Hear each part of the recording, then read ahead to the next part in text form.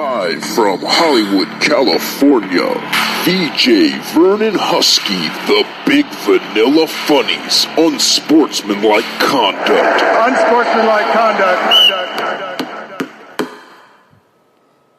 Number one question is, can the feds get us? I got vendettas and dice games against ass betters and niggas who pump wheels and drive jettas. Take that with you. Hit ya, back split ya. Fuck fist fights and lame scuffles. Pillowcase to your face, make the shell muffle. Shoot your daughter in the calf muscle. Fuck a tussle, nickel plated. Sprinkle coke on the floor, make it double later. Most hated, yeah, faded. Alright, what up?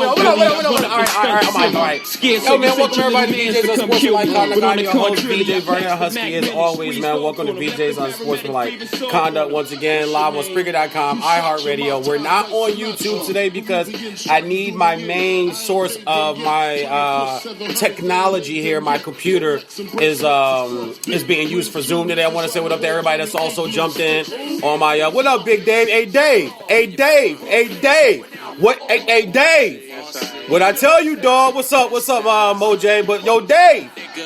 Jalen hurt. Carson Wentz is done. I want to thank everybody. My boy Alfonso Sawyer from back home. Father-in-law Willie Anderson that's jumping in. Yo, Dad, I told you, get rid of them numbers, man. You look like you running from the law with like you got warrants and shit with them numbers on the end of your name, like you trying to hide for somebody. Anyway, man, great show for you guys lined up today, man. We'll talk about the NFL game last night, Monday Night Football between the Ravens and the Browns. Great game, came down to the last minute.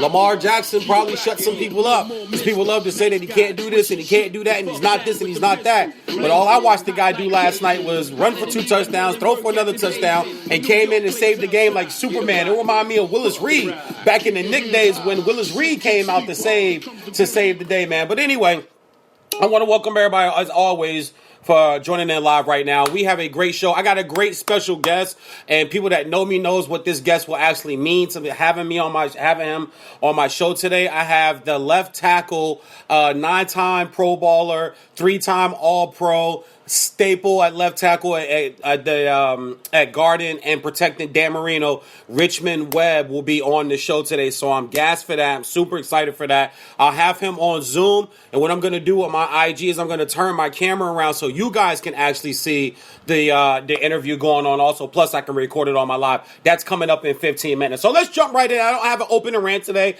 I know I normally like to rant about stuff to get the show started, but I just want to get into last night's game because what I thought I saw last night, what I think I saw last night are two teams that are really on the cusp of being something that most people expect them to be, but some people are still kind of like the Browns went into last night at 9-3. Let's just call it what it is. The Browns went into last night's game at 9-3. And we haven't seen the Browns at a 9-3 clip in almost 20 years. It's been a long time. I mean, we can go all the way back. I think we would have to go back to the Braylon Edwards days. I think they were 10-6 that year and went to the playoffs. Tim Couch was gone by then. He wasn't their quarterback. Kelly Holcomb was their quarterback at that point. The last time we seen the Browns push and possibility of going to a playoff. So last night I actually thought was actually a pretty good showing for the Cleveland Browns. 42 points they put up. But their defense gave up 47. A lot of people talk great about this defense and what this defense was supposed to be. But last night, you pretty much let Lamar Jackson put up 47, almost a 50 burger on you. Now, I don't think that's going to be problems down the line for Cleveland. I just think that that's how great Lamar Jackson is. There's only one Lamar Jackson. Just like there's only one Patrick Mahomes. There's only one discount double check Aaron Rodgers. There's only a few of these guys that can do this to you and make you look bad on any given Thursday night, Monday night, Tuesday night, shit, this year with COVID, Wednesday night, and Sunday afternoon and Sunday night. There's only a handful of guys that can make you look like, oh my God, what's going on? No, pump the brakes. Cleveland's fine. Baker Mayfield's fine. Baker Mayfield, 28 of 47, 343 with 2 touchdowns. He throws the pick. The pick was a great play by the defender, if you ask me. Baker just doesn't check the guy off the end. He thinks he's rushing, and he thinks he can really zip this ball by him. That guy sticks in, linebacker sticks a paw out, ball hits and bobbles into his chest. All he's got to do is corral it. You got an interception. Actually, he scored on that too. They never went to review that. But if you go back and you look at the pylon cam, he kept his knee up and crossed the goal line. I don't understand why that play wasn't reviewed. The Cleveland Browns can run the ball on anybody. They can run the ball on your mama. They can run the ball on your auntie. They can run the ball on the Ravens. They ran it last night. Chubb, 82 yards for 2 touchdowns last night, and Kareem Hunt chipped in with 33 yards and a touchdown. Even Baker Mayfield had a rushing touchdown. So they still are going to be able to run the football. The one thing I will say that does concern me with Cleveland is I'm still trying to find who's your number one receiver. And I love Jarvis Landry. I wish Jarvis Landry was still in Miami. He would be great with Tua Tagovailoa in Miami if Jarvis Landry was still there. I would love that combination there with him as the one and Devontae Parker as the two. And then you would have guys like Preston Williams or Hearn opted out. But you would still have Jakeem Grant to play the four, to play the fourth man slot. I'm still trying to figure out who their number one is. People say, well, it's Jarvis Landry. Jarvis Landry has 647 yards receiving this year. He had over 1,100 last year. That's not number one numbers. So that's one thing that will concern me as time still goes on is who is your number one receiver? And I'm going to go ahead and just start my Zoom now. And that way when I see, Richmond WEBB jump in, then we'll be ready to rock and roll. And recording now, I'm ready to roll here on Zoom. So I want to thank everybody that's watching live on my Zoom. And then I flip over to the Ravens and I look at the Ravens team. And this is a team that's supposed to be known for their defense. It's supposed to be known for their defense. They're supposed to be known for hardcore defense, up in your face. We can stop anybody type defense. But in all honesty, last night they gave up over 40 points. That's not a defense that's going to be. That's not a defense that's going to win a Super Bowl. And I don't think Baker. I think like yesterday I had a conversation on the show where I named these quarterbacks and I put them in 4 categories: Super Bowl, franchise, playoff, or middle of the road. Do you have a Super Bowl quarterback? Do you have a franchise quarterback? Because just because you have a franchise quarterback doesn't mean you have a Super Bowl quarterback. Because everybody knows you need 53 people to win a Super Bowl. But you have a franchise quarterback, you have a Super Bowl quarterback, you got a playoff quarterback, you got a middle-of-the-road quarterback. I think Baker Mayfield's a franchise quarterback. I think Baker Mayfield is your quarterback for the next 8 or 9 years in Cleveland. 7 maybe. But if 7, then that gets him to 9 anyway because he's already been there for 2 years. So that gives you Baker Mayfield as your quarterback for almost a decade. That's a franchise quarterback. Lamar Jackson is a franchise quarterback. Can he win your Super Bowl? I don't know. Not with the defense giving up 42 points, no. If he's got to score 47 to win a Super Bowl, depends on who he's going against. That's tough sledding. That's super hard to do. You are asking for a lot from a guy like that to have to win a Super Bowl in that manner. I had guys on my list like Pat Mahomes, D. Watts, Jalen Hurt, Tua Tagovailoa, Justin Herbert, Baker Mayfield, Kyler Murphy. We had Teddy B, Goff, Wentz, Dak, Allen, Burrow. And I'll ask Richmond WEBB because he's the man who has, in my opinion, guarded and protected the blind side of the greatest pure passing quarterback in the history of football. And I know Dan Marino didn't have a Super Bowl ring, and I get that. And I would never put him at number 1 on my list. But if you're asking me who's the purest passing quarterback ever, I would say Dan Marino. It's almost like, if you ask me who's probably the purest basketball player, just pure basketball I've ever seen, it's 5 or 6 guys. But I know some of those guys don't have championships to be like number 1. And Jordan's got to be your GOAT. Jordan never lost the finals. I know people want to put Kareem there. Kareem's not undefeated in the finals. Sorry, he's not. And I had a show where I talked about Jordan, I talked about Kareem, and I put up all these other numbers, and, just where to find out, like, Kareem never averaged over 10 rebounds like the last 5-6 years of his career. It's Magic Johnson's team at that point. The better Kareem might have actually been the Kareem that was in Milwaukee before he got to L.A. And I know he won championships, and he had big spots and big moments in L.A., but we are in a numbers-driven era. A lot of you guys like to run by the numbers. Go pull up the numbers. It's almost like the numbers that I look at with Shaq. And I hear that people try to disparage or try to discredit Kobe by saying he played with the most dominant man of all. No, he wasn't. He never led the league in rebounds and blocks. Go look it up. Shaquille O'Neal never led the league in blocks or rebounds. But you're supposed to be the most dominant big man. I know Bill Russell is considered one of the most dominant big men of all time. He led the league in rebounds and blocks. Will Chamberlain led the league in rebounds and blocks plenty of times. Shaq never did it once. but he was considered the most dominant. No, you're saying that because it helps you discredit, it helps your bullshit argument to discredit Kobe. That's why I kind of like the quarterback argument in football. You can't just say, well, he never won a Super Bowl. Well, it takes 53 men. You got to run the football. You got to be able to stop somebody on defense. Dan Marino, in my childhood growing up, Dan Marino had to win a lot of 37, 38 games. 42-40, 35-32, 37-36. Like, I remember these games vividly. And then where the games where the offense was facing a great defense, remember that Buffalo Bills defense, and I'll ask Richmond WEBB about this when he comes on in about 10 minutes. That Buffalo Bills defense that he had to face so many years in his career, you're talking Darryl Talley, Cornelius Bennett, Bruce Smith, Steve Tasker. Like, those are all pro guys every year. A handful of those guys are going to be in the Hall. Bruce Smith is the all-time leading sack getter.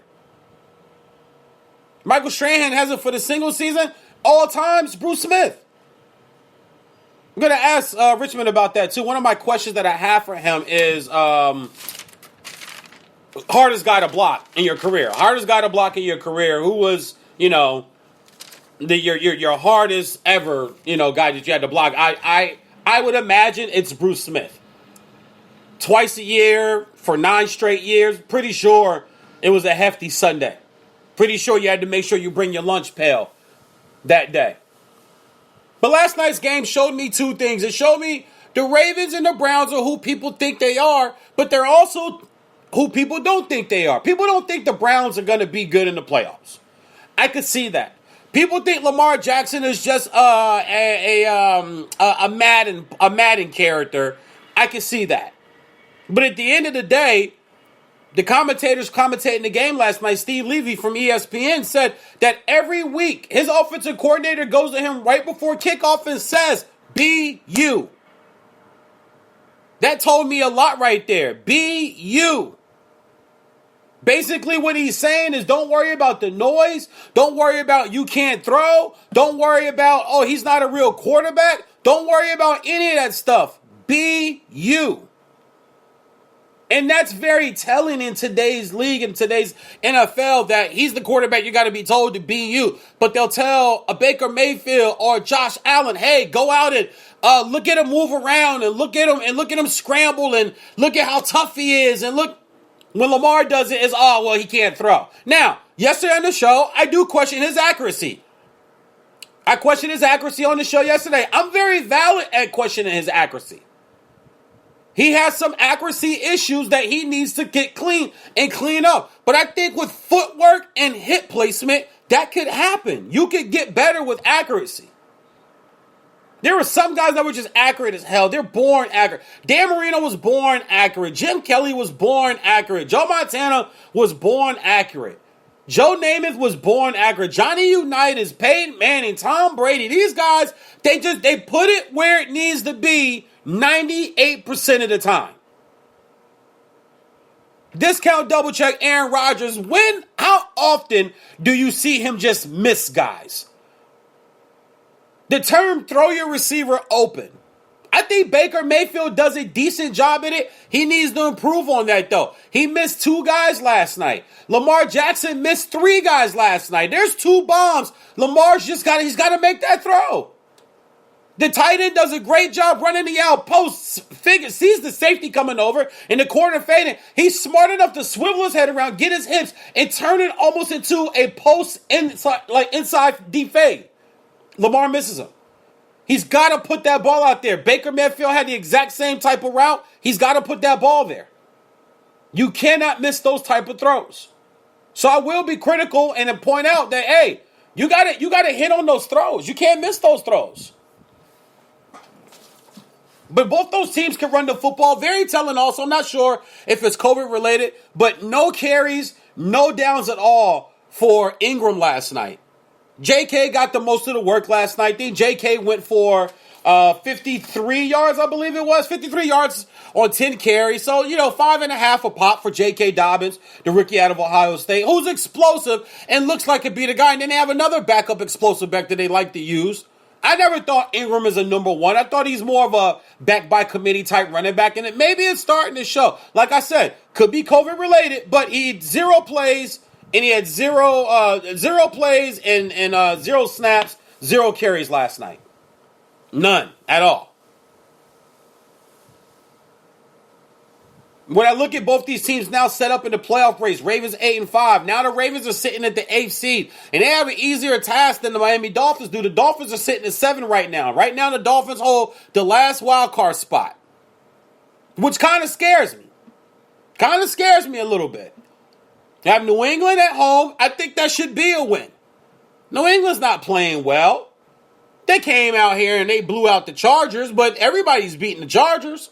Except for the Atlanta Falcons, who blew a lead out here and lost to... Yeah, 2 teams that continuously blow fourth quarter leads. Something was going to give on Sunday out here in sunny Los Angeles at beautiful new SoFi Stadium. You guys should see the stadium. It's so beautiful. You guys should see SoFi Stadium, man. Jerry Jones started something that he can never compete with again. He's dead and gone by the time they build a new Dallas stadium.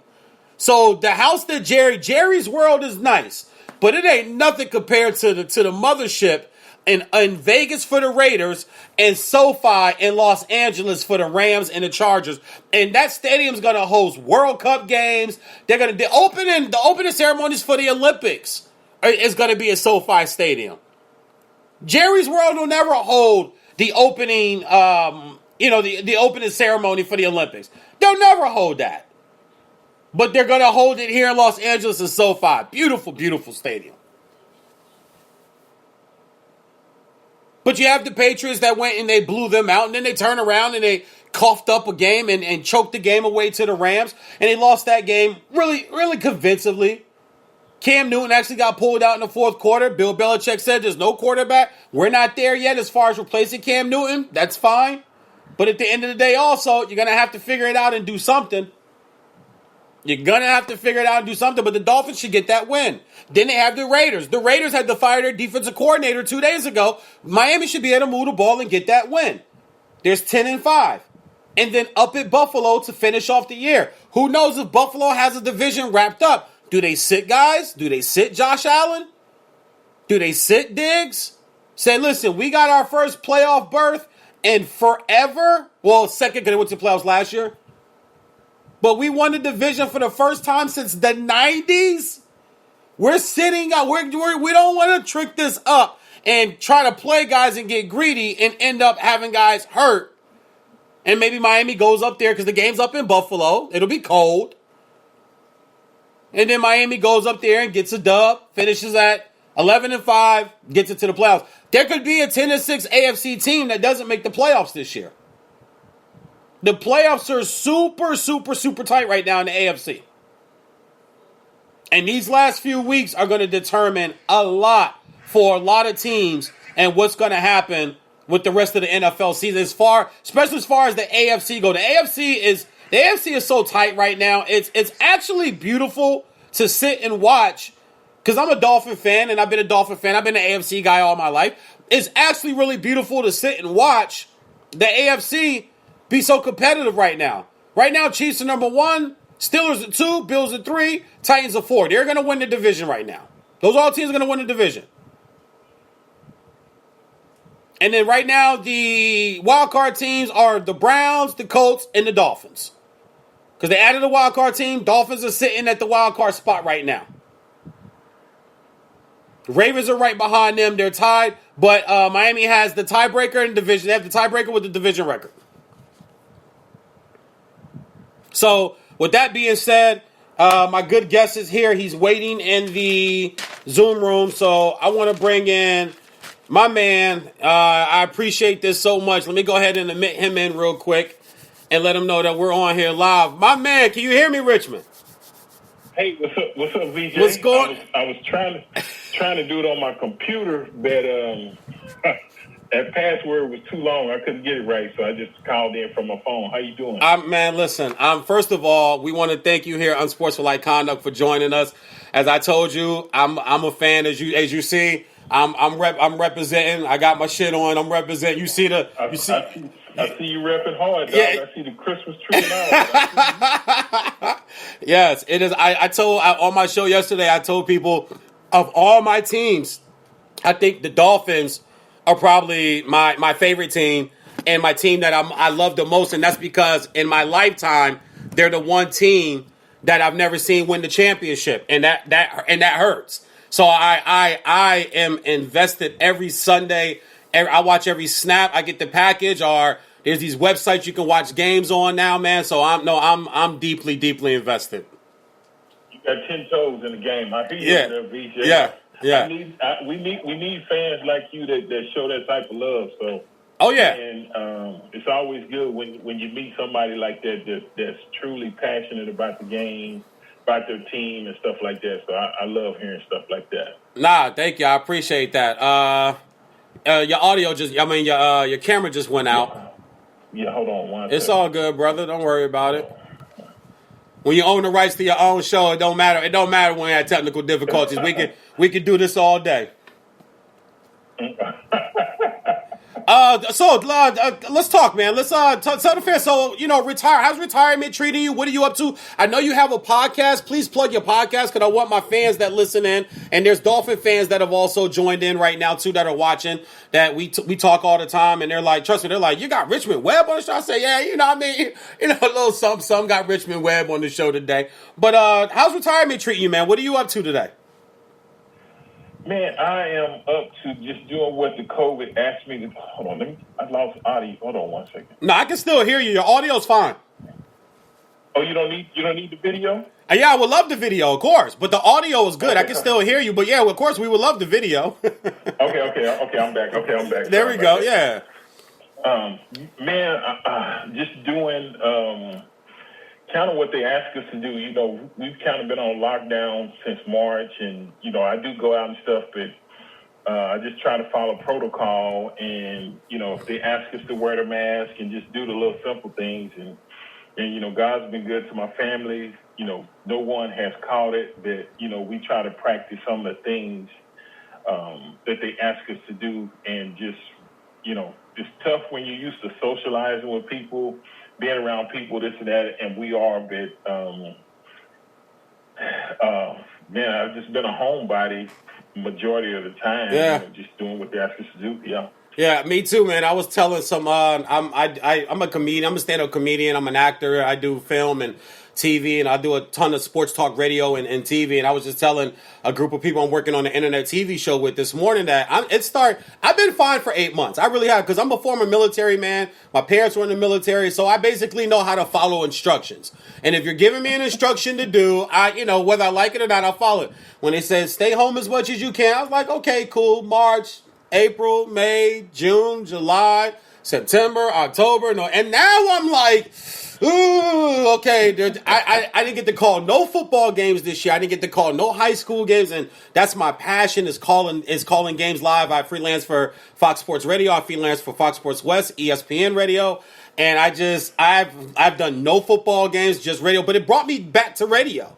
So that was the one thing it did do. But I'm ready. Whatever the plan is, the plan from the go. Whatever the plan is, they need to just go ahead and just get it out and get it over with now.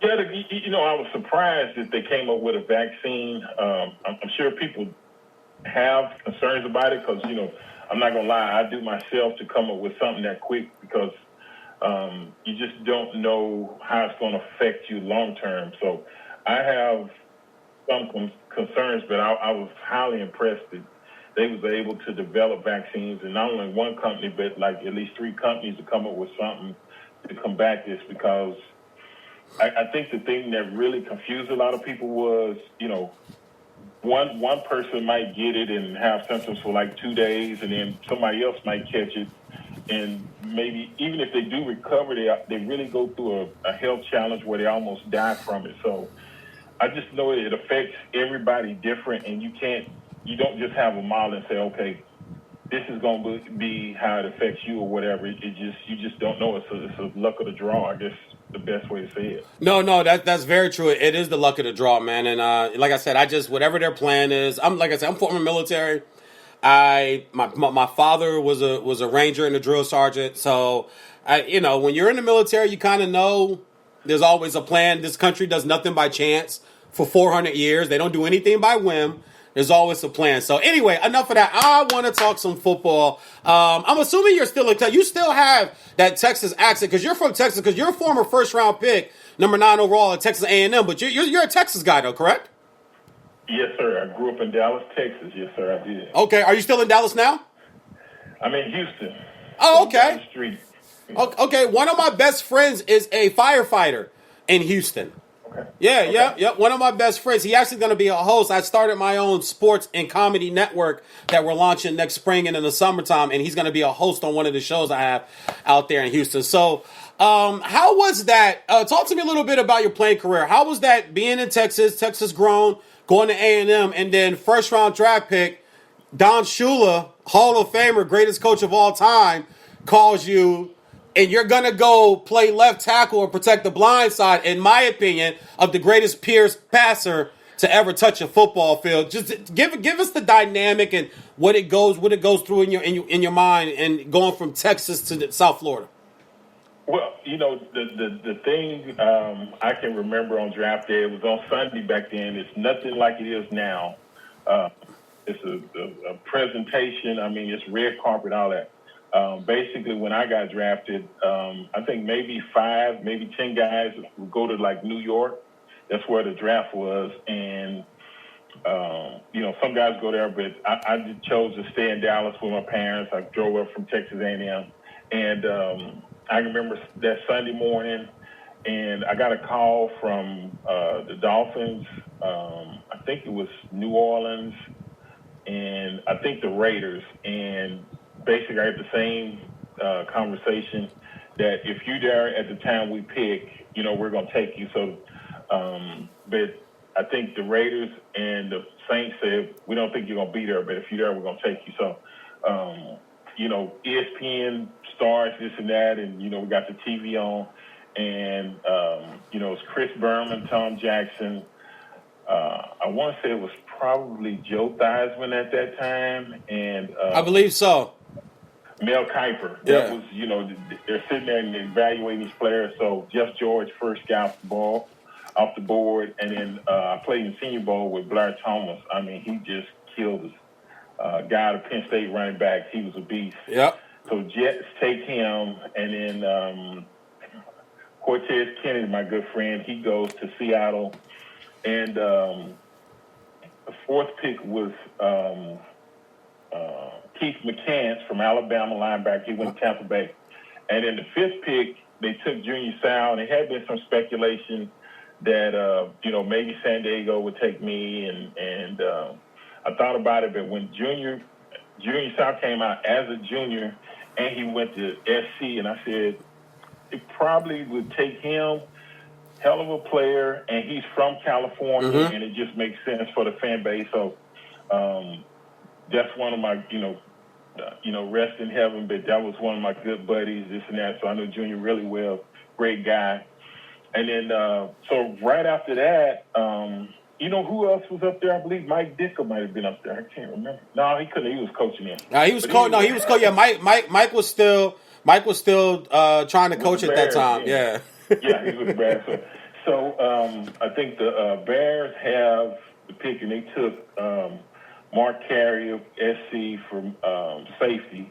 And but now my name starts coming up in the conversation. The Bears could use a tackle. Those guys getting old on the line, this and that. They take Mark Carrier. So Detroit had the 7th pick, and they took Andre Ware to run and shoot. And so that was they kind of automatically knew Andre played against him. He was at U of H. He was in the Southwest Conference. A lot of people don't remember that. I do. Way back then. Yeah, I do. I remember the Southwest Conference before they joined up with before they added to the Big 8, which made the Big 12. You sure right, brother. You got a little age or something. You did your homework. Hey, listen, man. I got a little bit of both. I got a little age. I'm older than you think I am. I got a little age, and I do. And this is what I do, Richmond. So yeah, homework too. Okay. So the 8th pick was Chris Singleton, New England, and when they took him, as soon as they took him, my phone rang. And I picked up the phone, it got quiet. My brothers, sisters, and, my parents were there, and I said, hello. And they said, hey, is this Richmond? I said, yes. This is Coach Shula. Are you ready to be a Dolphin? I said, yes, sir. So I was happy. And he said, well, just hold on. We're going to call your name, but just hold on. So I had to wait. Back then in the first round, each team got 15 minutes. So I had to wait the 15 minutes for Chris Singleton, and even though the Dolphins knew they were going to take me, they waited. They used all their 15 minutes, then they announced it. Yeah. And, man, it was like a weight lifted off my shoulders because you're just nervous because they keep bringing your name up, and then somebody else, they pick somebody else. So you try to stay calm, but you was like, man, you don't want to just keep slipping. It's just nerve-wracking. But, man, I was sigh of relief. And then I was saying, man, if I can just go somewhere warm, and then when I ended up in Miami, I said, man, I ain't got no complaints. And then, like you said, Marino, Mark Duper, Mark Clayton. Yeah. So, I knew about those guys. They played on Monday Night Football. We watched them when I was in college. And then I think about a week or two later, we had mini camp, went down there. And then I think the thing that kind of freaked me out was you walk in, you going through the deal and you meet everybody, everybody's cool, but then you actually get in the huddle and run plays with these guys, and you like, you're there, but you kind of like, is it really, it's kind of like, is you really real? Like, man, I'm really sitting in this huddle, and, man, I said, man, I put a lot of pressure on myself because I said, this can go really good or really bad. I had a Hall of Fame coach. Marino was already probably Hall of Fame at that time. Yeah, well, people, smart people knew. Yeah. Hey, so I said, man, I just don't want to be the guy that gets this guy hurt because you'll never be forgotten if something happens to Marino and it's on your watch. So, that was part of my motivation to just say, man, I got to do whatever it takes to try to keep this guy clean. And didn't want to get hurt, but man, he was phenomenal. And those guys. The thing that I was really fortunate going to an organization like Miami and having guys like Marino, the Marx brothers, guys that were disciplined, that went out, put the work not only on Sunday, but during the week. So it was like we had no choice but to fall in line because this is the way we do things around here. It was strong leadership, and some guys need that. But I was like, man, I'm not gonna rock the boat. And I already knew what I was dealing with. Coach Shula, he was in that same class. I grew up a Cowboy fan, so Tom Landry, I say, he was in that era. Chuck Noll, this and that. It was just those old school type guys, but they had the reputation that preceded themselves, winners, this and that. So, and he had enough battles with Landry because he was the coach of the Colts when they were winning Super Bowls then, and then they went against Dallas in another Super Bowl the Dolphins did. So him and Landry, you're right. Those are two guys. Yeah. Landry, it's funny because I think Landry's a guy that's forgotten about because we love Belichick so much, and I think guys like Sean Payton, Parcells, guys like that have come along. I think Landry to me was a coach, I guess, I stayed at Dallas too long.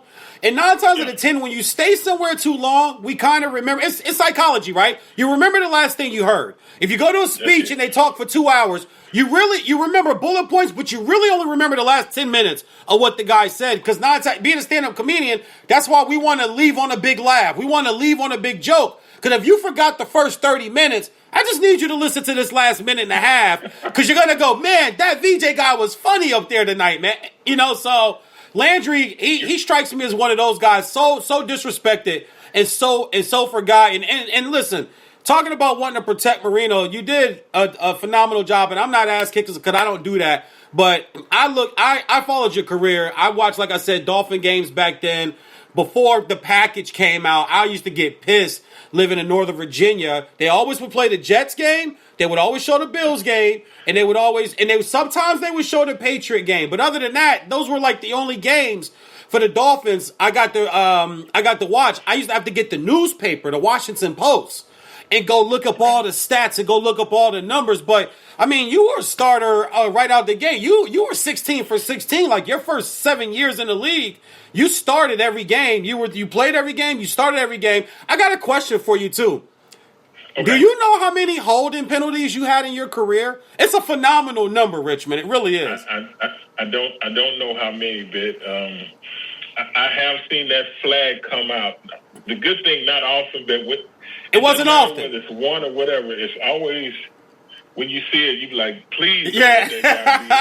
It wasn't often though. You were only flagged for holding 14 times in your entire career. Wow. And that's phenomenal for a left. Come on. That's phenomenal for a left tackle guarding Dan Marino with, mediocre running game most of the time there in Miami until Kareem Abdul-Jabbar showed up from UCLA. And even then with Jimmy Johnson, he wanted to run the ball until the fourth quarter, and then it was like, oh, okay, well, this isn't working. Okay, Dan, go win the game for me again. And then Dan would go out there at 32, 33, 34 years old and go win a game. But, some of your numbers I was looking up, man. You have 4 fumble recoveries. So anytime Marino got stripped or running back, you had more fumble recoveries than any other Dolphin offensive lineman in the history of the Dolphins.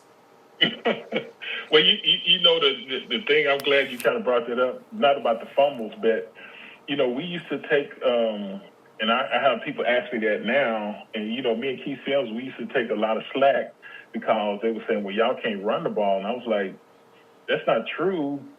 When we had a prolific passer like Marino, I tell people all the time, we were brought there to protect Marino. Yep. And he was already setting records, all the time. Keith came from Iowa State where they ran the option, this and that. We did the same thing at A&M, so we knew how to run the football. The thing was, I had to make the transition from running the football to we're going to be passing pass protectors 70% of the time. So, that is, you're right. But, when Jimmy got there, we kind of focused a little bit more on it. And then, like you said, fourth quarter, he said, okay, Dan, let me cut you loose. Go do what you do. Yeah.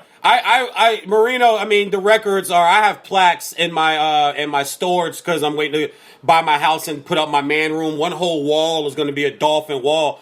But, fourth quarter comebacks. I talk about quarterbacking a lot on the quarterback and receiver and corner is what I play. So it's my favorite positions to scout and watch when I cover high school and I cover college football. And I watch these quarterbacks today. Listen, I love Aaron Rodgers and I love Pat Mahomes. A lot of these guys are good. Drew Brees puts up great numbers. Dude, Marino was throwing for 5,084. Stop it, okay? Marino was throwing 48 and 47 touchdowns back-to-back seasons in 84 and 85. I'll pump the brakes. People call the 85 Bears best team of all time. 15-1. Who's the one lost to on Monday Night Football? And I'm that guy. I'm like, listen. I don't mean to be the old guy at the barbershop, but if I gotta be the old guy at the barbershop, somebody gotta put some of you young buckaroos in check and put y'all in y'all place, man. And stop disrespecting some of the greatness that's come before what we see today. You can't touch quarterbacks. You talk about protecting Marino. I'm still looking for the pothole in Cleveland Municipal Stadium in 1993 that cost him an ACL, his Achilles. And you guys were rolling. And I was a sophomore in high school. Miami was going to go to the AFC Championship. I know they were going to at least get to the AFC Championship that year. You guys are really complete. The Bills ended up going to the Super Bowl and losing again to Dallas. But it was Miami and the Bills.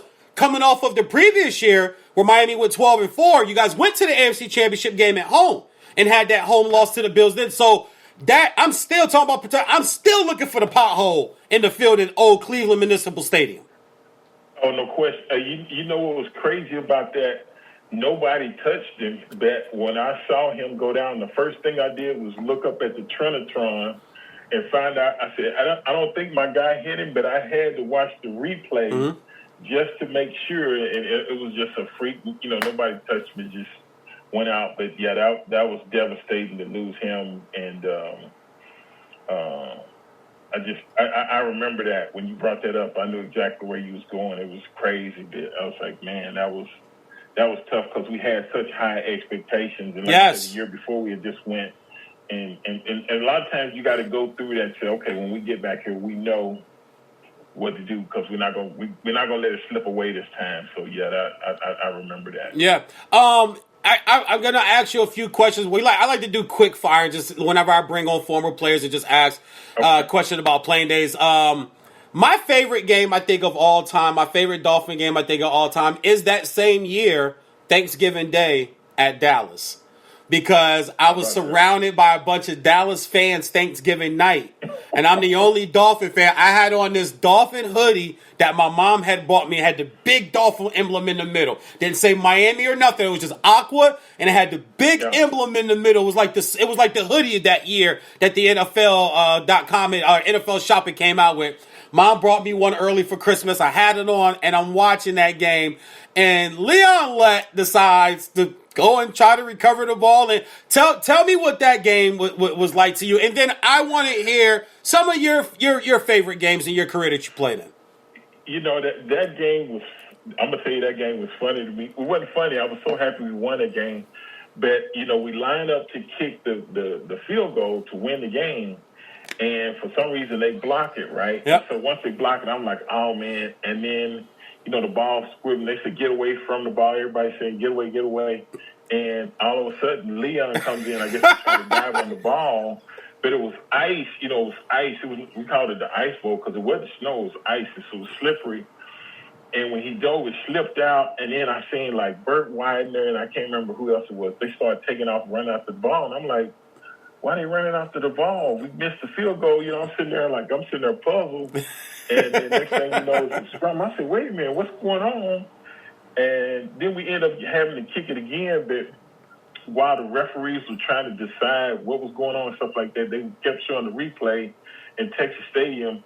And you could see, like, Jimmy Johnson, he was kind of jumping up and down just like we won. And then the jumps kept getting smaller and smaller and smaller as Leon slid in, and you could just see the expression on him and Jerry Jones' face. I was like, man, but that was the good thing about that. But after that game, we only needed to win one more game, I believe, to make it to the playoffs. I know. And we had a ton of injuries. Yep.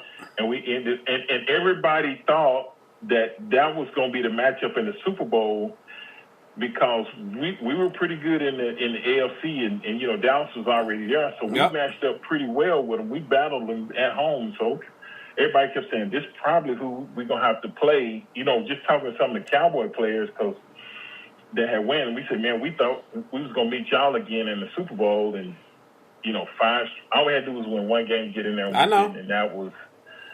I know, the last game of that year was at the Patriots. Yes, and they, I think it was Bledsoe threw a bomb or something. I can't remember who it was. In overtime. And threw it and got caught, and I was just like... Yep. Got behind Jarvis Williams. Yeah, I remember that. I told you, brother. I got it's up here. It's up here, man. It's up here. But I loved all those guys. Brian Cox, John Offerdahl, Jarvis Williams, Louis Oliver.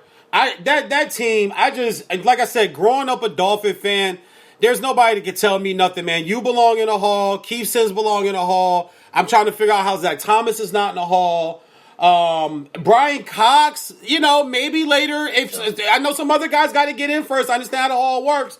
But if you just talk about a middle linebacker that shut everything down, could cover, could run, could rush the passer, could stop the run, and was like the heartbeat. I remember a game at Buffalo where he comes out of the tunnel with the double shotguns in the air. You remember that? Yeah, I remember that, man. He walks out the tunnel like that. That was, to me, if you did it today, social media in the soft ass era we live in would kill you. But to me, that type of stuff in football pulls your guys together when you're going to Orchard Park and it's cold. The NFL, for some reason, loves sending you guys after November 1st up to Buffalo. They're doing it again this year. Miami's last game of the year is in Buffalo. I'm trying to figure out who pissed off the schedule makers in South Florida. Every year. I don't think Buffalo has been to Miami in November, December, maybe once or twice in the last 25 years. It's amazing. But just those teams, like I said, I grew up loving you guys, man. I grew up rooting and cheering. There was the year you guys lost to the Jets, I want to say maybe 90, 91, where Freeman McNeil caught the swing pass late in the game and got all the way down, and Ken O'Brien kicks the field goal. Dan Marino threw a touchdown pass to Farrell Edmonds. And you think the game's out. I remember running in my bedroom and jumping on the bed and crying. Swear to goodness. Like, I was that hurt and upset. And it knocked you guys out of the playoffs. The Jets then go to Houston the next week and get like 45 points hung on them. And I'm like, man, Miami would have went in there, So, all right, just a few questions. I don't want to keep you too long. What was it like, though? Because I got to ask this question because he's probably my favorite football player of all time. What was it like playing with Dan Marino? It was cool, and that's no problem. Everybody kind of wants to know. I can give you several examples, but, he was such a fierce competitor, and I think what you learn over the years is that you don't take it personal if he gets on you or whatever. It's just to win. After the game over, he calms back down, and he's cool then. But at the time, if it's in the heat of the battle, he might get on you. And basically, all he's saying, if you give me time, I can rip these guys up. And I can remember, I think this was my rookie year, I want to say. I think we went to Cleveland. We played up there, and I think we were down, and I can't remember if we had to score a touchdown or field goal to win the game. And I think we had to go like at least 80 yards. I can't remember. Whatever we needed, we got it done. But it happened so quick, and being a rookie coming into this, and you see a guy just rip up a defense, and you could tell he would take it to another level at times. You could just see his eyes kind of change a little bit, and you really didn't talk to him. He just called the plays. And what I loved about being in the hole with him, Clayton, and Duper, Marino would be like he would call a protection or whatever. We get 2 plays. It was 2 minutes, so hurry up. So he'd be like, Duper, if this guy plays you this way, instead of doing this, you do this. Clayton, if he does this, do it. So he would give the receivers, say it's 4 receivers, at least 2 options. So that's 8 things he has to remember. He done told the guys. Wow. Go through his progressions, rip them up, and then he just start calling the plays. And I was like, it happened so fast. I said, man, we scored. We're gonna win the game.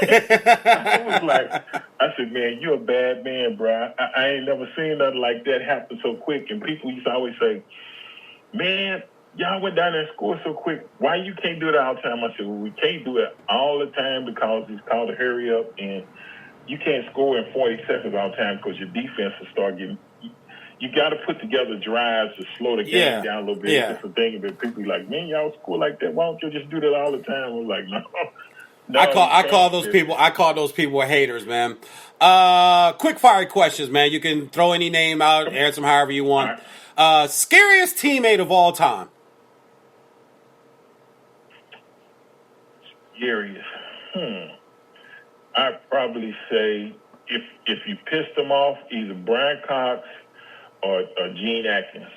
Oh, Gene Atkins. If you pissed them off. Okay. Yeah. Brian Cox, I can see. Brian Cox to me looks like he wakes up pissed off some days. But Brian is cool. It's just if you take it there with him and you want to go there, he gonna let you know that you didn't really want to do that. Yeah. I can remember we played in Buffalo. I can't remember when he put the birds up in the air, but he got into it with their fullback. It was Carwell Gardner, and I can't remember if they put him out the game, but it was either after the game, or whatever. Brian was trying to go over to their locker room. Wow. Because he did that. I think it was maybe my second year. We were playing the Bengals on like Sunday night or Monday night, and a guy took out Pete Stoyanovich on a kicker. I remember that. Yeah. A cheap shot on Pete, the kicker. Yep. Yeah, it was a cheap shot, and he walked by himself, and I was on the bench, Coach Sandusky getting ready to go and stuff, and the crowd started yelling and stuff. I said, "What is he doing?" And he kept walking, and I was like, "Normally, you get some of the guys together to go, he walks over to, deep in there, you know what I'm saying? Yeah, Dolo. Yeah. Dolo, yeah, okay. Yeah. Class clown. Who was just a jokester? Class clown? First come together is Jarvis Williams and Louis Oliver. Really? We had some two DBs. we had some of the best times either on the bus or on the plane, because this is what they would do. They would start cracking jokes on each other, right? Uh-huh. And you could laugh and stuff, but if you said something about either Lewis or Jarvis trying to chime in and get you a little fade, little side joke or whatever, then they would turn that, and both of them is on, you know what I'm saying? It was like a way they used to bait people in, because they knew somebody was going to do it. And, man, that was two of the funniest guys I played with, man. I'm telling you, two dudes, yeah. It's like brothers, right? I can say it, but you can't, right? It's like, I can talk shit about my brother, but you better not say nothing about it. Yeah, nah, I got it, man. Yeah. Toughest block. Toughest guy to block. Like on that Sunday when you woke up, you knew you needed your Wheaties. You knew you needed Richmond Webb's best game today. Bruce Smith. I knew it. I knew it. Yeah, I knew it. And earlier on the show, before I brought you on, I told my fans, I said, I'm going to ask him this question. And I'm assuming it's Bruce Smith. 9-10 straight years going up twice again. I'm pretty sure that was a hefty block. Your favorite current Dolphin? My favorite current Dolphin, or the guy that you want, or I should say, who you probably want, who you look at, man, I want him to succeed in the aqua and orange. I'm excited about the team. I'm gonna say the guy that's having a hell of a year is X Howard, man. On the corner, man. Yeah. I keep telling him, I said, man, y'all testing the wrong one. If you keep going at him, he gonna get you. It's just, man, he is. I don't know if he'll get it, but he should be up for at least NFL defensive player. I was going to ask you. He's balling. Yeah, I was going to ask you that. Because Gilmore got it last year. He has more tackles. I made a meme and put up on my IG. More tackles, more interceptions, a lower completion percentage against, and more pass defenses. And I was actually shocked when I saw that Gilmore had won it last year. And I know why. And Pittsburgh's having a really good year. He's having a great year. And Aaron Donald, to me, is almost like Shaq. It's almost like if you want to give him defensive MVP every year, you kind of could, which I think is, because they did it with J.J. Watt, right? It just feels like J.J. Watt ran it like 3 times, but you don't want to give it to some of these other guys. But Xavier Howard is the best corner in football. I love Jalen Ramsey, but Jalen Ramsey is not, he doesn't get, he's shut down. He supports the run. So does X, but he doesn't go get the ball like X does. X goes and gets the ball. And when you get turnovers, and give your team back the ball, those are bonus possessions in football. And Jalen Ramsey doesn't do that. And Xavier Howard. Yeah. Xavier Howard leads the league in interceptions since 2016, and he missed 15 games with an injury. Yeah. And Ramsey he's a top corner. Yeah. But this year, if you look at things, Howard is no knock on him, but Howard is of course. He's the guy this year. Yeah. Of course. Yeah. Tua Tagovailoa, and I'll nail it down to a last few questions here and let you roll. I honestly, because I do a pre-draft show and I do pre-draft, like I said, I cover these games. I scout college. I really did like Justin Herbert. I love his size. I love his arm. I love his footwork. I went up to call a game in Corvallis and got my rental car after the game and shot down to Eugene that night.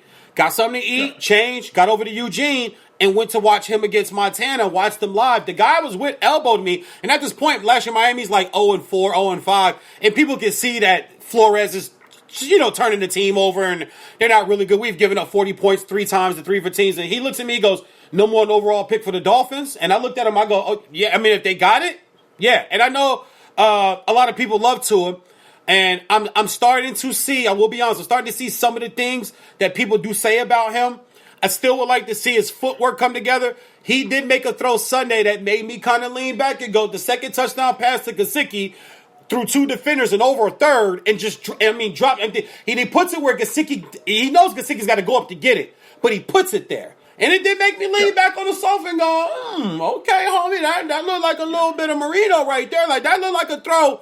And I guess I'm spoiled because, what has it been, 22 quarterbacks since Dan Marino? And let's just be honest, I'm a Dolphin fan. I can say, it's none of these guys are close. I mean, we're talking about Cleo Lemon. We're talking about Pat White. I can just go on and on and on. I want him to be the savior of Miami. I really do. Because when you miss on a draft pick of a quarterback, I'm a firm believer, it sets your franchise back 5 to 7 years. When you miss, like Chicago's offense is done. You missed on Trubisky, and I like him, but he's not the guy for there. and you missed on them. And now you're wasting Khalil Mack. You're wasting that defense. You got to start all over again. Just your thoughts on the future and what it looks like. Tua and Chan Gailey together can possibly do. What are you looking for out of that in Miami? This is the thing, and I try to get people to see, and like you said, Herbert, even Burrow, those guys, all those were good quarterbacks. I thought that Tua was I thought Tua, because I watched a lot of SEC football. Yeah. I thought he was the best quarterback in the draft. His injury just caused him to slide. But Burrow was a great, Herbert was, all those were good quarterbacks. But the thing I like about Coach Flores and his staff is it's similar to when Tom Brady kind of took over the reins. The way the defense and stuff is built is that Tua can be a game manager and let it gradually come to him to where Herbert was put in a position at San Diego.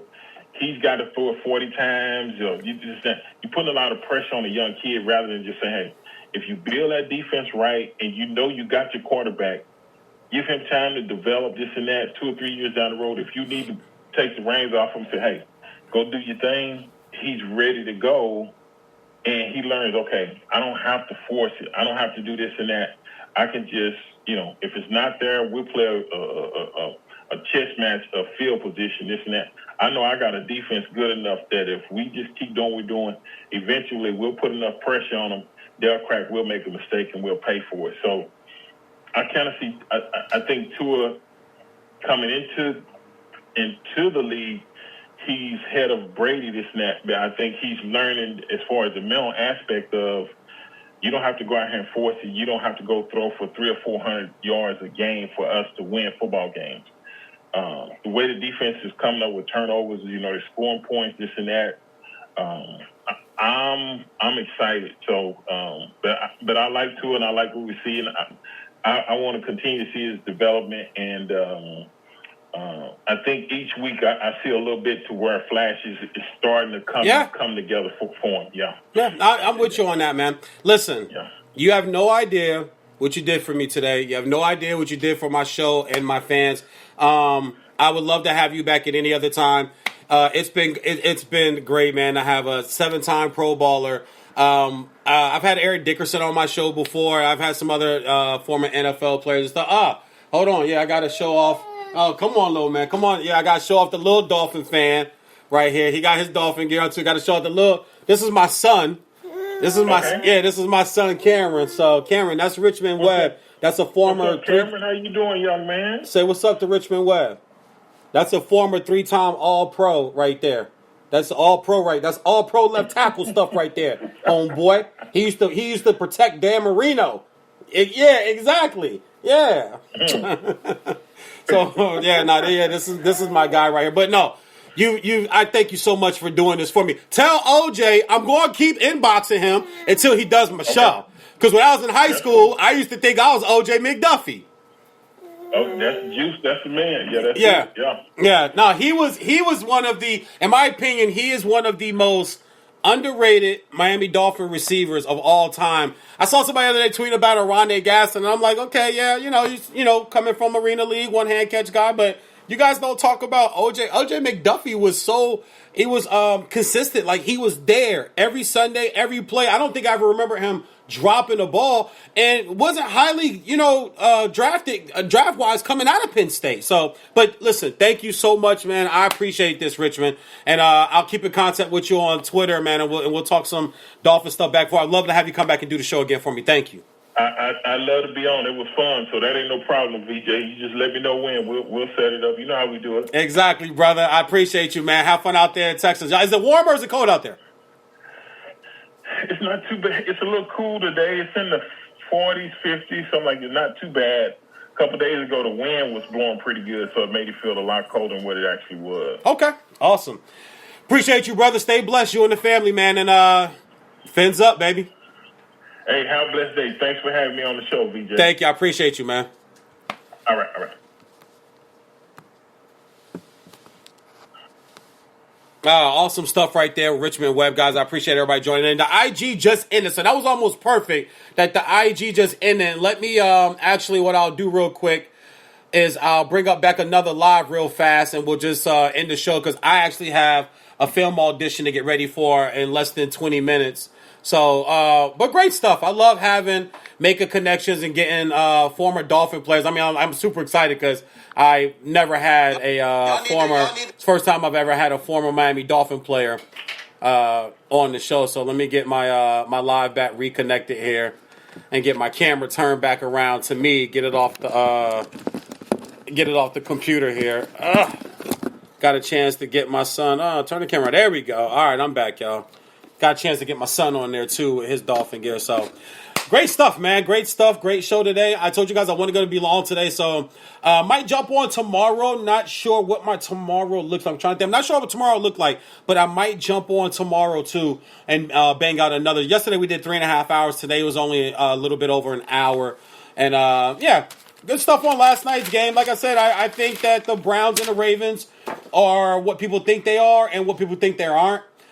Same with Baker Mayfield, same with Lamar Jackson. So we'll honestly see how this all really does turn out for both teams. AFC is really turning up. Great Thursday night football coming up this week. You have the Raiders.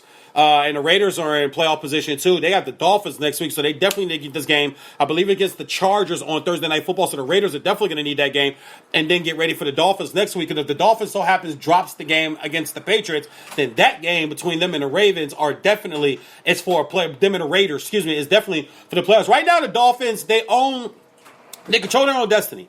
They went out, they're in. They control their own destiny. We don't have to worry about no other team and what no other team does. They went out. We control our own destiny, and I think that is super important when it comes to playoff position. So, want to thank everybody for tuning in on my IG Live, everybody on Spreaker.com.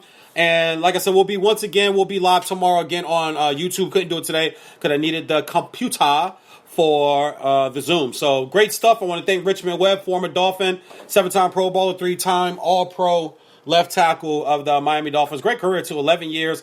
He played 10 in Miami. Then he went for 1 year in Cincinnati. You guys know sometimes how when you get a little older, you go grab another contract or, go play another year. You still have love for the game. And he did so in Cincinnati, but we ain't need to talk about none of that Bengal stuff. It was all Dolphin stuff today, man. Love you guys. See you guys tomorrow, man. VJ's on Sports Like Conduct, Spreaker.com.